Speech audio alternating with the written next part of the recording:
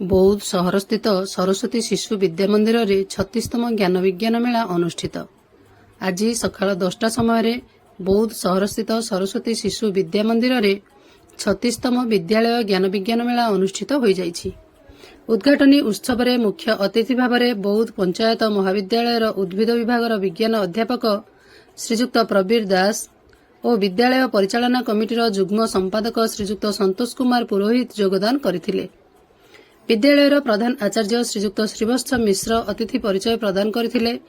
उद्यापनी उत्सव में मुख्य अतिथि भाव में अवसरप्राप्त प्रधान शिक्षक श्रीजुक्त दीनबंधु पतिंक करकमल ज्ञानदीप प्रज्वलित करा जायथिला। विचारक भाव में बौद्ध पंचायत महाविद्यालयर विज्ञान अध्यापिका करिश्मा सेठी, केलाकटा उच्च विद्यालयर विज्ञान शिक्षक श्रीजुक्त गोवर्धन प्रधान और सरसरा उच्च विद्यालयर विज्ञान शिक्षक प्रभुदत्त बेहेरा दायित्व तुलाइथिले। एही उत्सव में विद्यालयर संपादक श्रीजुक्त सार प्रधान कुनी विज्ञानी मानकु मार्गदर्शन करथिले।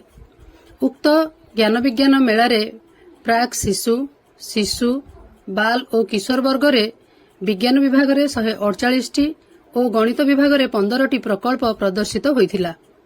मुख्य अतिथि श्रीजुक्त दीनबंधु पति शिशु भाई भौणी मानकु विज्ञान और गणितर गुरुत्व सह भविष्यत रे किभଳି जणे वैज्ञानिक हेबे उत्साहित करथिले।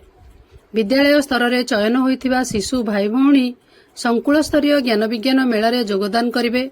शेषरे विद्यालयर सह प्रधान आचार्य श्रीजुक्त अशोक कुमार पुरोहित धन्यवाद प्रदान करथिले।